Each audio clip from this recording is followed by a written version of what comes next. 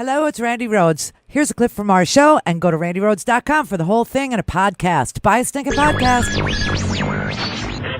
Mary had a little man. The fault. We believe that all men are created equal. To the magnificent mosaic that is America. From radio beacon to radio beacon. I have a dream today. Change has come to America. Believe me. Knock, knock. Who's there? It's a figment of your imagination. Randi Rhodes Show. Turn up your mind. How many of you are running out of money? Raise your hand. All of you. Mara Perlman's son needs medication for ADHD. I don't know how I'm going to pay the $250 a month for his medication. My husband and I have put ourselves on a macaroni and cheese and grilled cheese sandwich diet, so therefore the kids can eat. Tom Ruiz is picking up extra cash playing guitar at a coffee shop, but that may not be enough to afford his regular MRIs for MS. Those three added up to out-of-pocket costs, $550. And that's with insurance. But I have to get them. I have to make sure that this disease is held in check. Kyle Coates, a divorced dad, may have to skip the 300-mile drive every other week to see his daughter. I wouldn't have the gas money. As of today, Kyle is broke. You ran out of money today. Today. What are you going to do? I absolutely did. I had like $20 left in my bank account, so called my parents and they're going to put in $300 for me today. So when you know you have zero income, but there is no end in sight, that's what becomes the problem. And when a top economic advisor in the Trump administration suggested this is a paid vacation, this furloughed worker was furious. And that's what really boiled my blood. But you got to understand the psychological impacts of this. Being at home, we feel undervalued, we're unappreciated, and that results in just low morale, of course. Kyle, do you think that President Trump can relate to the situation that you're in? I mean, we never relate to a guy that's living paycheck to paycheck. I don't think so. I don't think anybody in Congress could relate. As a Trump voter, you don't agree 100% with what he's doing? I don't agree 100%. I don't believe in holding anybody's paycheck hostage. Democrat, Republican, I don't care who you are. What about Speaker Pelosi? Do you think she can relate to the position that you all are in? Why are you asking No, and us? honestly, I don't think she cares. Every interview she does, and she's got this smirk on her face like she's winning. She's not. Who do you blame for the position that you're in? Congress as a whole. I would love to really point my finger a lot right now to Mitch McConnell, Hello. who refuses to allow a vote in the Senate. I blame the entire leadership. As a leader, you don't get a chance to shift the blame. You have to take responsibility, period. You did vote for Donald Trump. I mean, do you feel betrayed by this? I definitely feel betrayed by him. You know, he talked about, supporting law enforcement. I'm a federal law enforcement officer not receiving pay. Oh, my God. How's that supporting law enforcement officers? So. Yeah, I know. How's that supporting the Coast Guard? How's that supporting the FBI? How's that supporting law enforcement officers? How's that supporting, the court system that's, going broke? I mean, the court system is literally unable to, hear cases. Cases have been postponed. You have thousands of cases that are, it makes no sense. The Border Patrol, all these, customs, the TSA, the air traffic controllers, honestly, this is so ridiculous. And he's, God forbid something happens. Are these people going to say both sides were to blame? He said he would take the mantle. He was shutting down the government. He kept saying over and over again he wanted to shut down the government for his wall. He told Chuck Schumer, yes, for the wall, I will do it. For the wall, I will shut it down because this is about national security, and national security is falling apart. Safety in the sky is falling apart. I've got to ask you, Dan, air traffic controllers have to work without pay. You fear that they could quit or they could retire. Is there a backup plan if that happens? It's not a fear, it's a guarantee. And there's no backup plan. So what do you mean it's a guarantee that they're going to... If this stretches on, everyone has a breaking point. Is it 1 check, 2 checks, 3 checks, 4 checks? Everybody's got a different story. But at some point, and it's happening now, they will resign. they will go get outside jobs. Yeah. And we're in the middle of a 30-year staffing shortage. It's thin the way it is. We cannot sustain that. I want to put this sign up. Let's take a look at this sign. Warning, this facility is used in FAA air traffic control. Loss of human life may result from service interruption. Any person who interferes with air traffic control or damages or trespasses on this property will be prosecuted under the law. It's posted outside of a FAA air traffic control facility. It speaks volumes to what is at stake here. It does, doesn't it? Yeah. That's written by the federal government to the general public to warn them the dangers of interrupting with the system. The same federal government that's doing it today. Yeah. That's the irony of this whole thing. That is Sarah, got to go, but I'll give you the last word here. Well, people are coming to work, and they're trying to make this work. And there are those who are coming to work with hardships at home, and those who have even tried to take their lives in this process. That's how stressful the people who are patriotic Americans trying to make this work. No shutdown has gone on this long, and there's a reason for that. We're not safe now, and it's going to be hard to recover from this when we get back up and running. But we can't stay this way for a minute longer because our safety and security is non-negotiable. How in the world can Donald Trump claim on any level and sell to Cult 45 maggots or the base that the shutdown is about national security?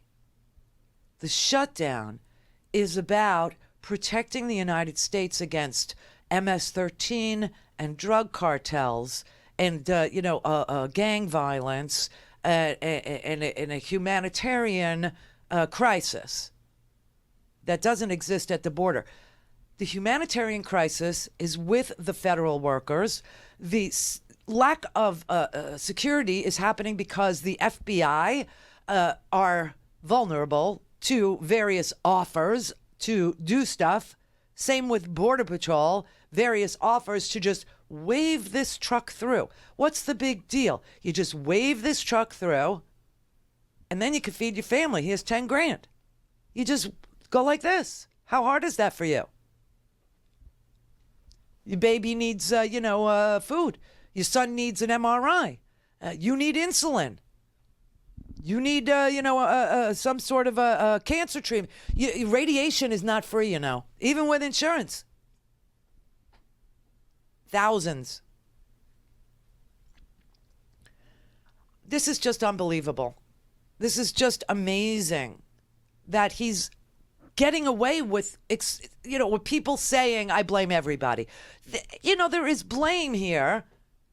And then, of course, there's also the buck stops here when you talk about the President of the United States, who, by the way, in 2013, when the government shut down because of Ted Cruz, blamed Obama because the buck stops with the president. President plays too much golf, and that's why he's always on the golf course. He can't get everybody together in a room. He's a bad negotiator. He's a bad business guy. I know the art of the deal. I have the best people. I have the best words. I'm the best negotiator. I'm this. I'm that. I'm the hardest worker. Hillary Clinton doesn't have the stamina.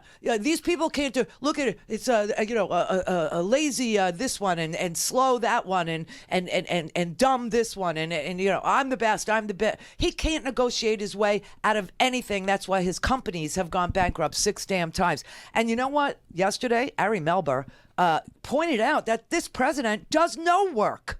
He does nothing all day. He comes in late and golfs a ton. Second, when he does arrive, he spends a lot of time watching TV instead of working. And third, he's failed to choose many key appointees. Take a look at Trump's official schedule here.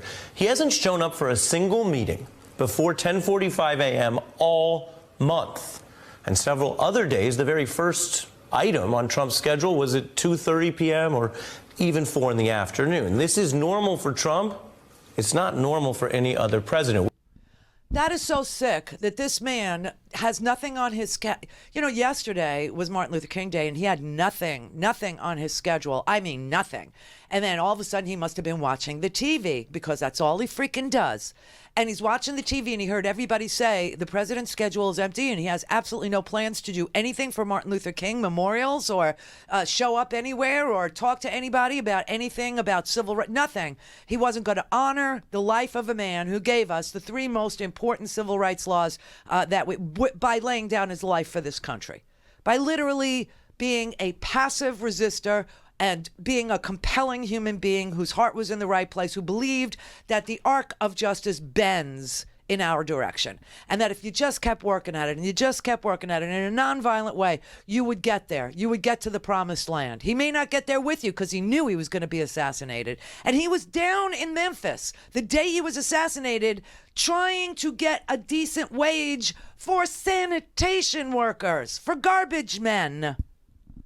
And he was shot at the Lorraine Motel. And the president had nothing. So what, all of a sudden, he sees it on the TV, because this is all he does is watch TV and eat fast food and go play golf.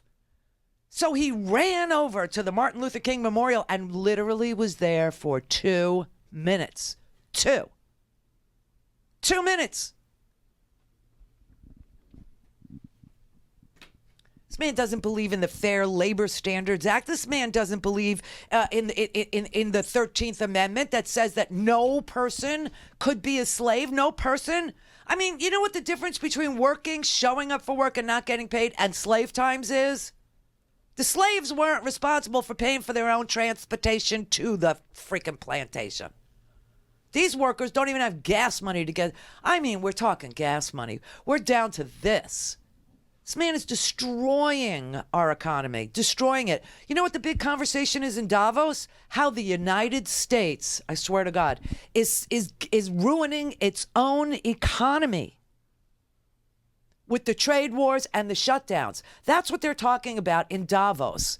You know, China, they're lamenting that they have a downturn in their GDP from 6.6% growth. This year, they'll only see maybe 6.2, 6.3. We're staring down the barrel of 1.8%. What happened to it? 4 or 5, quickly, easily, and it's going to pay for the tax cut. This man is destroying the economy. Nobody got raises. People don't see wage increases. They got that one-time, for-show only $1,000 bonus if you were really stinking lucky. No. None of that happened. And they're talking about this year in Davos about the U.S. economy. They actually said that the U.S. is undermining its own economy, that the shutdown has already cut into their growth, and that U.S. consumers who had remained resilient in spite of no wage increases have now been shaken, that consumer confidence slumped to its lowest level of the Trump presidency, and that this trade war that he's engaged in is killing the United States, and the farmers who were promised emergency relief because they got 0 soybean orders because China's now buying soybeans from Brazil instead of from the United States, they didn't get their payments because the government is shut down. He's demented.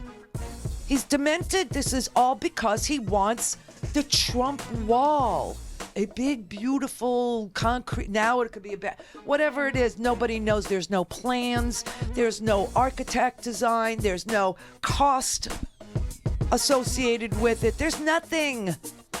There's nothing. This man is just dangerous to all living things. People are literally going to bed hoping they don't wake up. I have the saddest clip of all. I didn't play it because it's so sad. It's this woman who has a raging case of diabetes and she can't afford her insulin. So she removed her insulin pump. She was rationing and went to bed and thought maybe she'd die. Go to RandiRhodes.com for the whole thing and a podcast. Buy a stinking podcast.